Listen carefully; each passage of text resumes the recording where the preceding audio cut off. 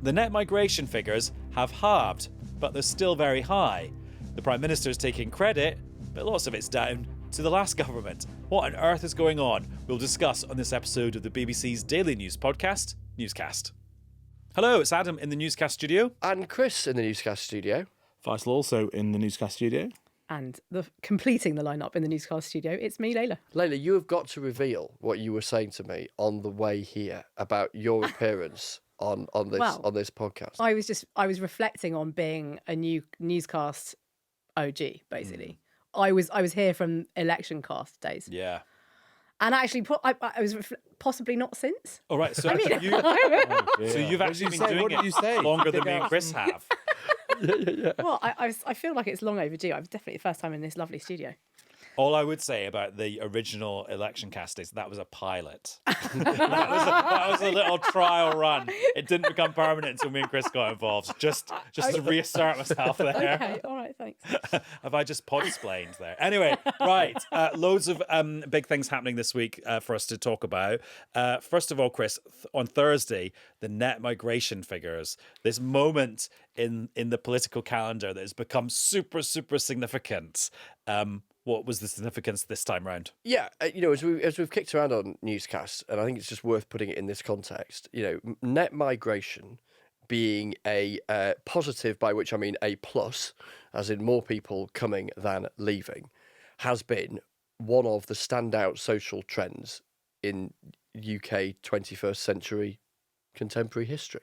Certainly the standout demographic trend, having had 30 years before that, from the mid-90s back to the mid-60s, where net migration was basically flat. Yeah.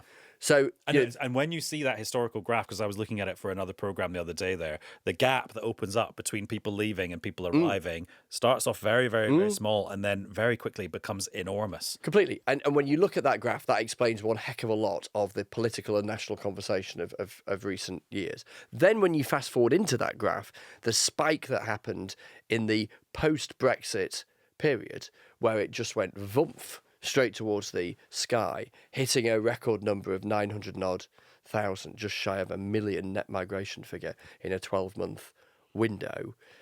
You get a sense of why this is such a big political issue. It has since been squeezed, and then the figure today, on Thursday, squeezed to around 400,000. So a big fall from a big number, but to another big number relative to where those numbers have been, certainly historically and even on relatively recent trends. And then an argument politically today about who can claim credit for that. Well, yeah, because Keir Starmer posted on X saying, under the Tories, net migration reached nearly 1 million, roughly the size of the population of Birmingham. I know you're angry about this, and I promised you I would change it. Today's stats show we have nearly halved net migration in the last year. We're taking back control.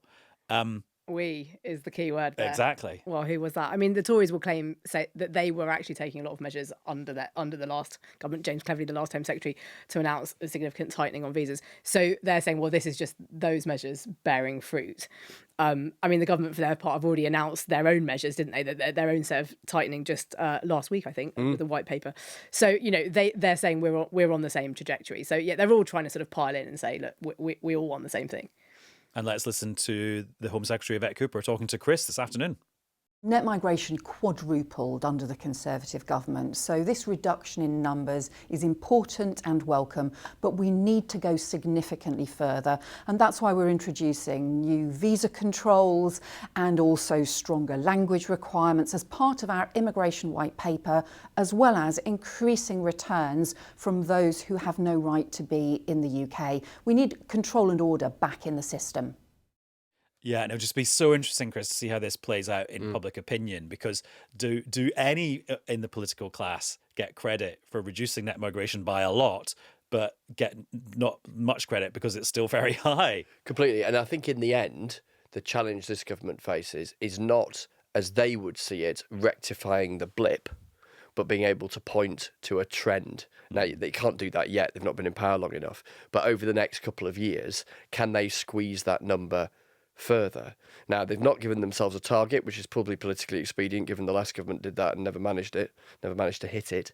But can they point to a trend? And then at a more visceral level, does it look and feel like, and this is the same for legal and illegal migration, does it look and feel like they've got control of it, they've got a grip of it, and they're telling a believable story around it? I think that's the absolute key. One thing the Home Secretary And said also, what's the difference between people's perception of the numbers and people's perception of how their community has changed over the last 50 years, 10 years, 20 years, whatever? Yeah, and access to public services and the extent to which there's any sort of sense that there's anything, there's any read across there. One just little nugget, newscaster nugget from the conversation I had with the Home Secretary, which is obvious when you think about it, but I hadn't really thought about it, is that journalistically we tend to approach these numbers, each time they come out and then compare it with the previous one, as if the previous number is now a historic thing. But the implications of those previous numbers it's a semi-permanent are change still through. working their way through. There's a big part, for instance, on the illegal side at the moment that is under-analysed, which is people who have arrived legally but then overstayed their visa, and the challenge the government faces with dealing with that issue. So these are not just, there's not just this number, but the implications of previous numbers that are worth thinking about. And Faisal, one of the significant things when the government announced their immigration changes, which Yvette Cooper was talking about a minute ago, was breaking this link that has existed for a long time between immigration and economic growth, which lots of economists think is they think that is a link, and it's a strong link.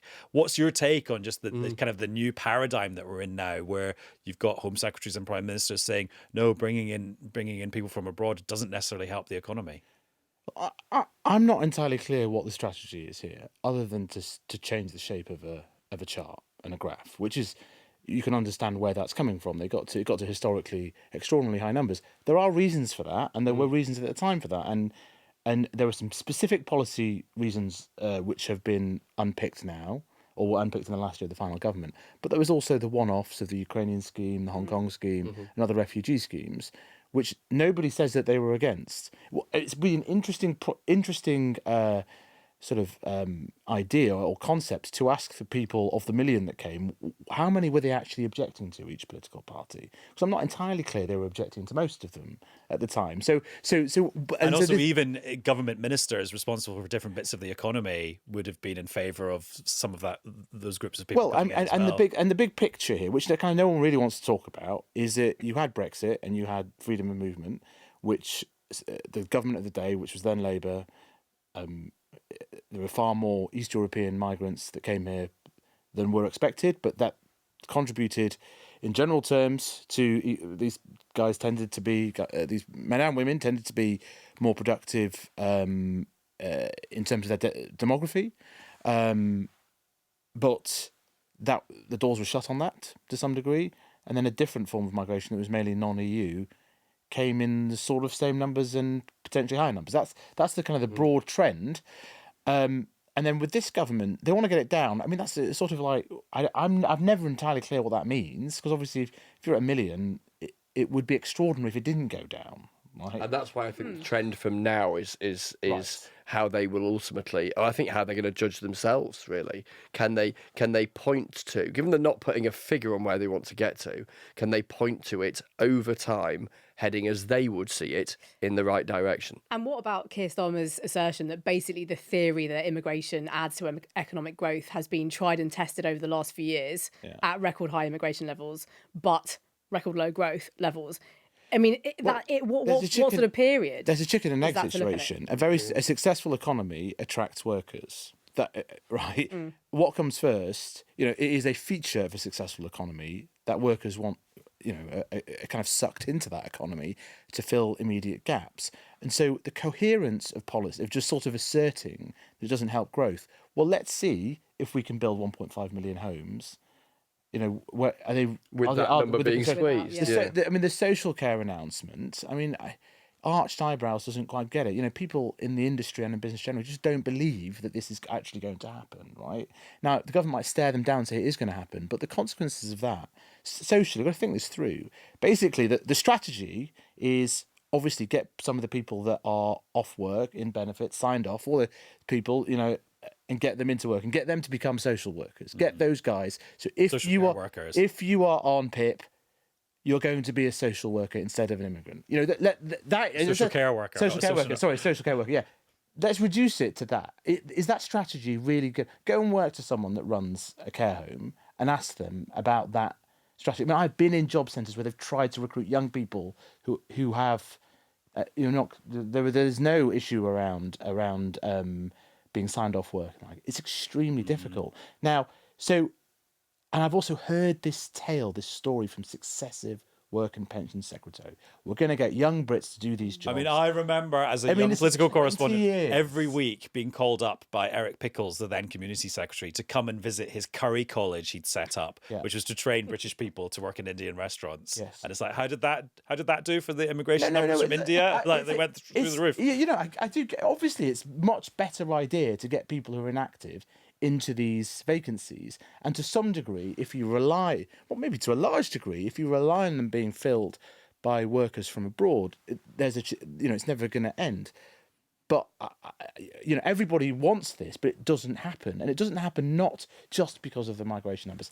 Then it is worth saying that we can flip this entirely on its head, and there's also a massive global fight for very talented workers right now. And some of the vibe, shall we say, and some of the rhetoric, at a time, there's never been a bigger opportunity, rightly or wrongly, for talented people, some of whom would have come to the UK before Brexit, so European workers, went to America, and now there's a big opportunity. The whole of Europe is trying to now attract, and you sort of think, well, this is a different market, it's entirely different, it shouldn't, I don't see the strategy to try and win that battle, which is literally the battle for the future of the economy, because the future of the economy is services, it's tech, it's frontier science, it's all this sort of stuff. So, they seem to just basically want to bend the arc of a chart.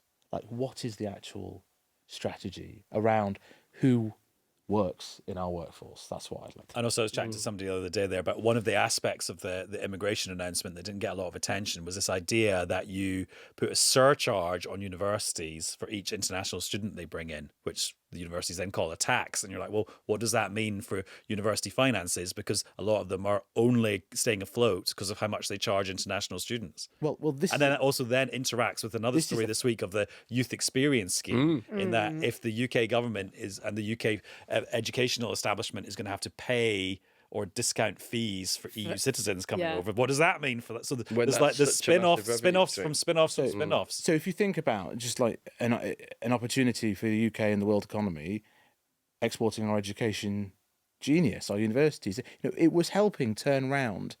Except it's a funny kind of export because it's imports of people to here. Yeah, but I mean, if you can enforce the fact that it's temporary, although of course the reality is, the idea you could hang around for a bit afterwards and do a job was part of the attraction. But still, the export of our educational industry is one of our great offers in the world.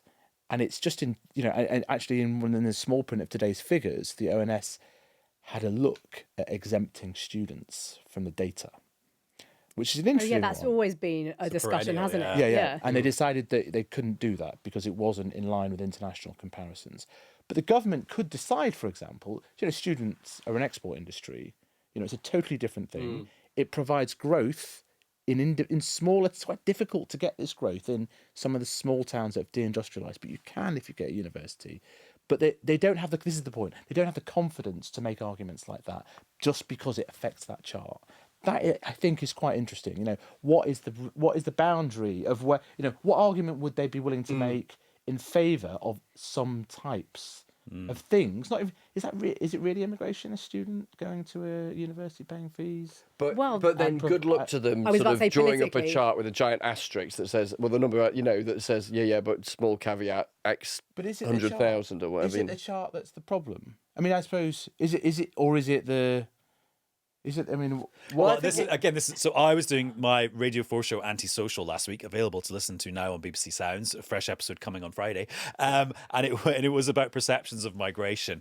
And I'd sort of forgotten it that the significance of the political significance of David Cameron in 2010 saying we will get net migration down to the tens of thousands was that he was then judged on missing that target. But the real long-term significance of him making that pledge was that the conversation became about the number of net migration, which actually before that, the conversation hadn't really been about that. Sure, but the reason... And so you could have a conversation, and it's back to what we were saying earlier on about if the conversation is actually about how communities feel or how the pressure on public services and how public services are performing, then that's different from, that opens up a whole different conversation. Sure, but they're connected, aren't they? Because that, you saw that crossover point in 1994 when that net migration became a positive, a plus sign number.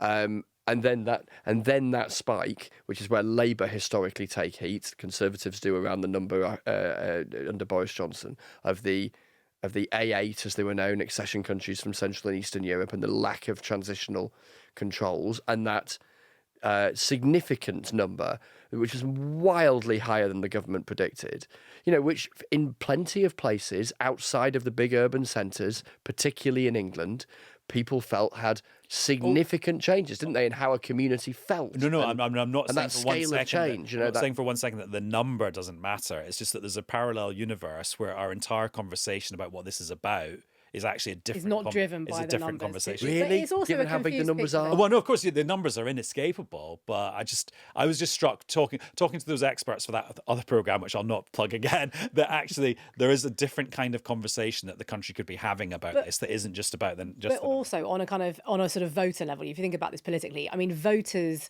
are not driven by the numbers, really, are they? I mean, they're driven by a sort of an emotional response to immigration. And part of that is the kind of conflation of strategy towards small boats and illegal migrants and, these legal numbers. So in a way, government trying to get numbers down, it might not even benefit them politically, actually, at the ballot box. And then there's the whole other question about whether Keir Starmer is the man to deliver that message and if he is convincing in his argument, in his portrayal. Exactly. And so people see this sort of evolution in his position and, then he's there talking about an island of strangers and is he the person? And if he does get, does he get the credit if in 5 years' time or 4 years' time the trajectory and the trend is downwards? It's always helpful just to sort of look about like how others do this. And I've just come back from Spain.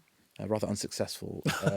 What were you filming there, Faisal? I was on holiday. A slightly casual look. Yeah. But there was a rather unsuccessful football match from my perspective. But I'm struck that their net migration numbers, I think, probably are quite sort of similar in the sort of 600,000-700,000 level. Their emigration numbers will be up if they were watching last night's game. Very good. Very good. And it seems to me, from what I know about Spain, is that they've handled large levels of migration in a slightly different way. Their government's a bit more confident about making arguments about this. They're attracting investment on the basis of a great, from businesses of being more comfortable. And one of the root causes of this is really interesting. During the financial crisis, they just built loads of housing. And actually, I was standing outside going, look at these ghost housing developments. They're all empty. Well, because there was 50% youth unemployment. I mean, this is a theory of mine.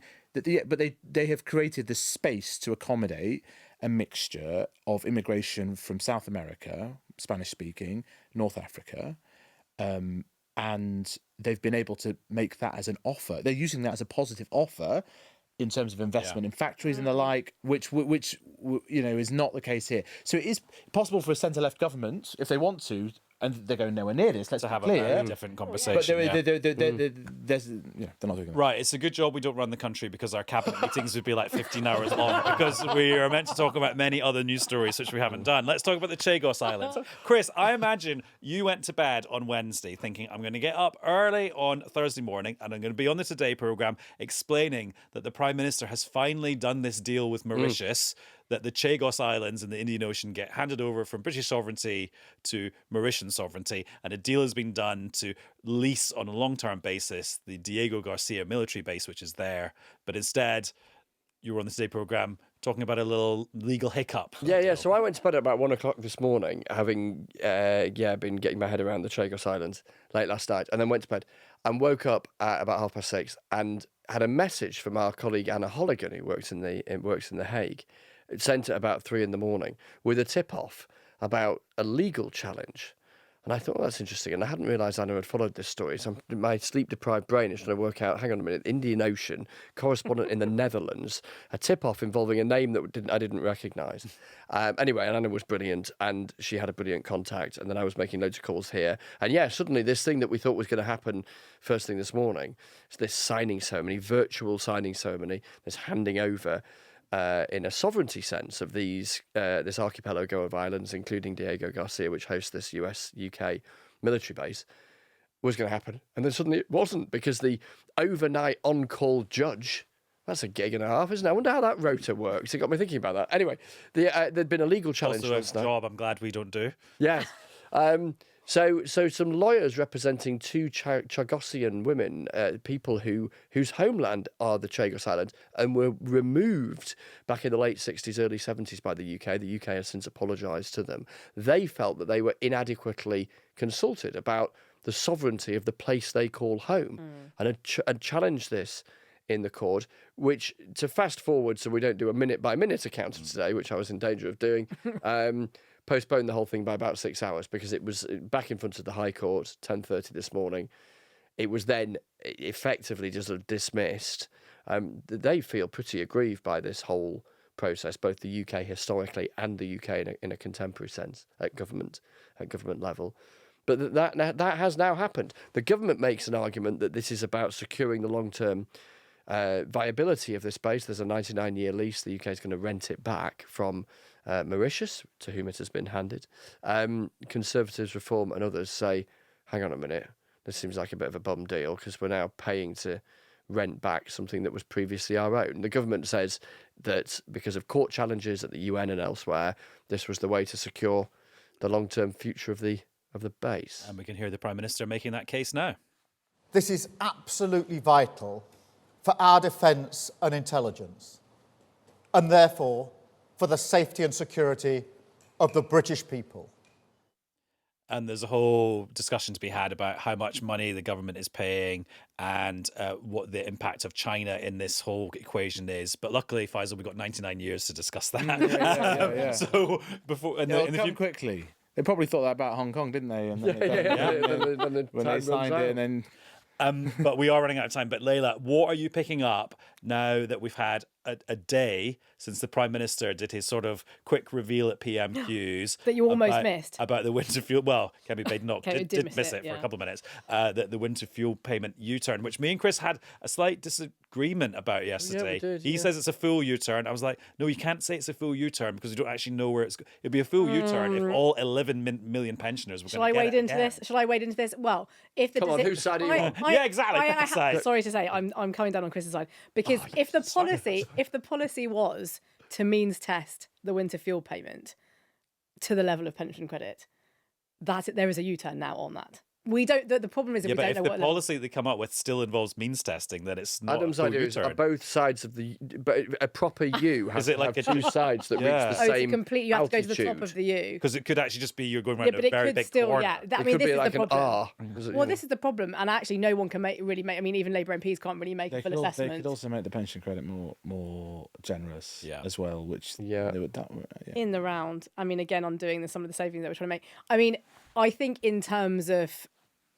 I think until you get the full details of how much of a U-turn is going to be, when it's actually going to kick in a way, you've sort of raised more questions in everyone's minds, including Labour MPs, about what the purpose of this was. And I guess in some of their eyes, it looks a little bit hastily announced because we don't have the full details of it. And they're not going to be able to tell their constituents who've been badgering them about it that they are definitely going to get their payment back. So it hasn't solved the problem. I guess it also has an insincerity problem, doesn't it, in terms of, or something that looks a bit sort of politically expedient and therefore, again, not sincere. And also it wasn't really presented in a way of, I hold my hands up, we made the wrong choice. It was like, oh, conveniently the economy has turned a corner and is only allowing us to do this one U-turn. And it was interesting, Chris, when we were recording Wednesday's episode of Newscast, where we ended on a note of harmony, I should say. We did. We patched things up at the beginning. You'd been saying, the the huge big question here is like, how quickly do you do this? Because like winter will come around quite soon, and there's stuff that has to be done in put in place for this to work. And then as I left the Newscast studio, I saw Gordon Brown had done an interview saying exactly that, basically putting that problem for Keir Starmer in massive like neon lights. Yeah, I still can't see how they can get to the budget without having answered at least the this winter question, even if they're still scrabbling around trying to work out how this new threshold works.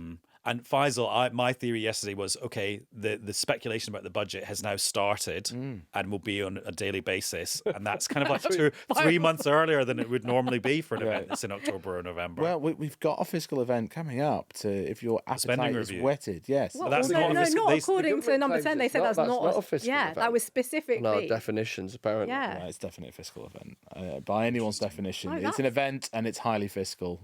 I mean, it's an It's not about event which is fiscal. Fiscal is about raising taxes What about as well, isn't it? as opposed to spending? Is this what they're saying? Yeah. I've never heard that. That was Okay. categorically. Well, I'm calling it. Well, let's consult the BBC style guide. And Yeah, that's no. gonna- Yeah. I remember we had this. 'Cause you could have a the mini budget that didn't change the mini taxes. budget. The mini budget was. I mean, the then government were quite keen that we didn't call it a mini budget, and they wanted us to call it whatever it was called. The spring. The autumn, yeah. whatever. Yeah.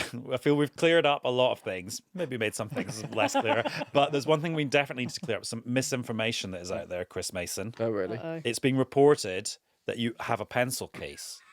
Oh, yes, this esteemed... We don't need to go into too much detail here, the esteemed outfit Pop Bitch, which is a gossip brought email. to my attention that I happen to feature. Hmm. So it mentions that I have a rucksack, including the branding of a particular tea brand, which is true. But That's it also said I had a pencil case, which I don't think I even had a pencil case when I was at primary school. I was sort of, let's see if I can find it. Do you call it some sort of pouch? Is it a pouch? Unless It's you're got some your sort of travel highlighter. poly Yeah, and pouch or a something. biro. At least you haven't chewed the end of that Well, one. not yet. Right. Thanks, Faisal. Great to be here. Thanks, Chris. Thank you. And thanks for visiting us, Leila. Come again. Good to be here. Thank you for Back having on me. again in 2032. I won't get you to turn out your In the pockets like he's next- just done. And I should have said the official reason I was in Spain was to test out the e-gates, obviously. Okay. Yeah. Oh, yes. The already functioning e-gates. They were already A functioning. whole other kettle of fish. Right. Thanks for watching this episode of Newscast. There'll be another one very soon. Bye-bye. Bye.